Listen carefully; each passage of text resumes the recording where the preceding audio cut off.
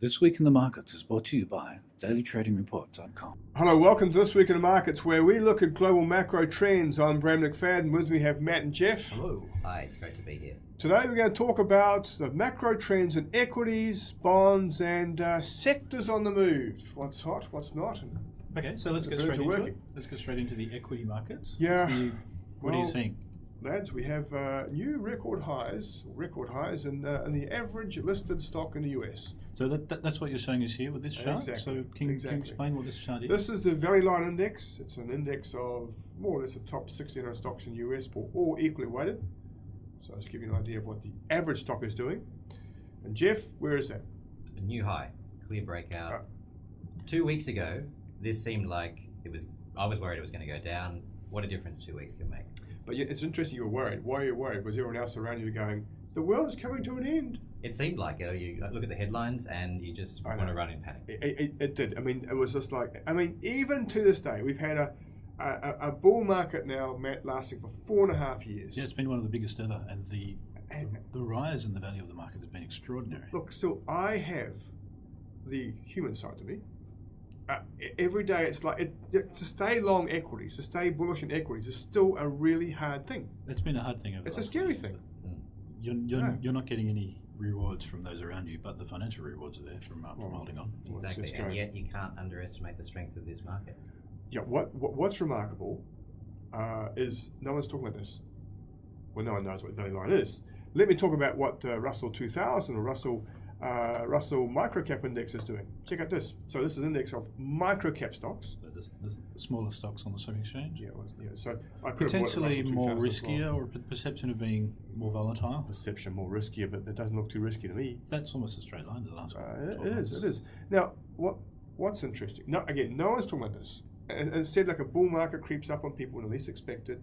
That's exactly what's been happening and is happening and will continue to happen. 4 years is hardly creeping up. 4.5 years. Very soon it'll be 5. 5 years, Matt. Very soon it'll be 5 years since the GFC. That's scary, isn't it? So, gentlemen, while no one's talking about the fantastic prospects in equities, everyone's got their head in the sand, equity markets will continue to creep higher. So that's your view on the equity market? Correct. They will still continue to be bullish? Until people saturate the market by holding equities up to eyeballs, and we have nothing like that at this stage. It's said a bull market is born in pessimism, grows in skepticism, matures in optimism, and dies in euphoria. Got that right? Yes. Where are we? Where are we? We're still in the pessimism stage. It seems like extreme pessimism, doesn't it? I mean, what's it going to take for people to actually believe in a bull market? Well, if you're wrong, if it's not pessimism, it's skepticism. Okay? And there's no hint here of optimism, let alone euphoria. So, just based on John B. Templeton's little mantra, this market's going to go a lot higher. And I tell you, a market's going to go a lot lower. Check out this one. You're going to go to the bond market, aren't you? Yes, I am. Now, this thing here, where is it? Yes, AGG. That is an ETF that tracks a pretty large collection of different bond instruments. Correct. US Treasuries, corporate bonds, munis. And look at that. Wow, just off a cliff. Well, off a cliff. The bond market is obviously under a bit of stress. We can probably change the scale and go back a while to get 5 years. Clearer picture. Check it there. So why is the bond market under stress? Why is that interesting for you? What's it showing you? What are you pulling out of that? Well, apart from saying it is what it is, let me say something more intelligent than that. Now, there's a few things. So it's almost like the exact opposite of equities, Matt. So bull market is creeping up on us when we least expect it in equities, at least not us, but on the average punter out there. A bear market creeps up on people when you least expect it as well. Now, what I find remarkable about the bond market is that no one is, or very few, there's a big resistance to throwing in the towel on the bond bull market.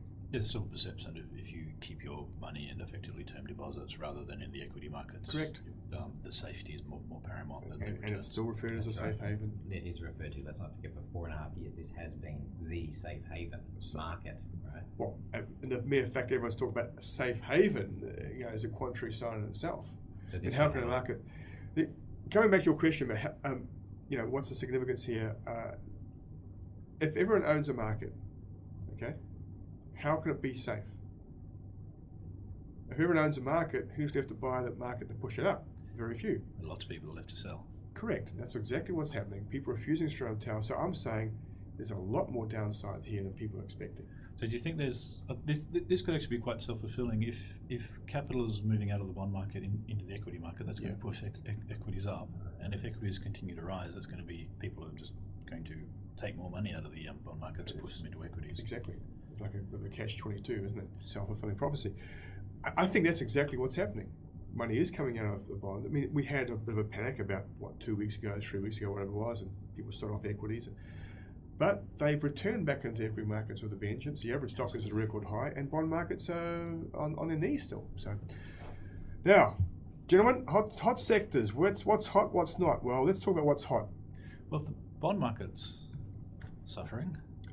Well, certainly regional banks in the US aren't. Yeah, that's Do you think there's a correlation there, or is that just trying to be too smart? Well, it could be a case of being too smart, but it certainly looks like it wants to go higher. Now, this is the ETF that tracks regional banks in the US, very, very strong. If I look on a one-year basis. These were companies that were pretty much bankrupt from the GFC. And they certainly don't look, they don't look too bankrupt at the moment. If there was a problem here, they would not be making new highs. They're still trading below book value. Do you think that's outperforming the value line that we saw before? Oh, yes.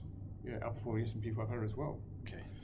All right, so that's regional banks looking really, really good. Now, the other one I want to sort of highlight is crude light sweet, Texas tea. So they're pretty hard markets to buy into. If you're going to buy a crude futures, that's like hundreds of thousands of dollars. Correct. I mean, here's West Texas, the actual spot price. If you're going to buy a contract, it's going to cost you, $100,000 in terms of exposure. But it is on the move, though. Clearly, isn't it? Clear breakout. That looks like it wants to move higher. And I know you're going to ask me why. Don't know. It is what it is. It could be improving US fundamentals. Well, it could be, and that's what's been coming through the last week. While we've had, in fact, Friday we had the jobs report coming in. About 200,000 in non-farm payrolls. It did surprise, didn't it, to the upside? Yeah. Could also be the Middle East is about to go bang again, but it's always been going bang. About to go bang. Now, Exactly. of course, how could one look at gaining some exposure to something like this? Someone like myself, are there ways we could do that without having $100,000 sitting on the around line? Well, there's many ways. I mean, there's one ETF that tracks oil service stocks, which generally have a high. Well, they move have high correlation to the price of oil. Yeah. This is OAH. It's an ETF that's made up of about 20 different oil service stocks. Does it lag behind, do you think? Sometimes it lags, sometimes it leads. But look, if oil is going to go higher, this will go higher as well. And so you can take a long-term call option. Correct. Away you go. Exactly. And that's how we like to do things. We like to do things with an asymmetric return. We do things primarily through options, little risk, and very unlimited upside. And you do a great job on the dailytradingreport.com of applying the view, showing how this can be done. That's it. I mean, look, the view is one thing, but any making a street can have a view. The thing that really separates the winners from losers in this game is the application of one's view. That's what we really try and concentrate on. So look, there we have it in terms of views. Anyway, equity markets. No one believes that equity markets are going to go higher. Bull market creeps up on those when they least expect. That's exactly what's happened to equity markets. You look at bond markets, the opposite apply. Bear market creeps up on those who least expect it. That's exactly what's going on there as well. So equity markets higher, bond markets lower, sectors on the move, sectors that are hot, regional banks in the US, oil service stocks. Good luck. McFadden out. That's right for me. And bye from me.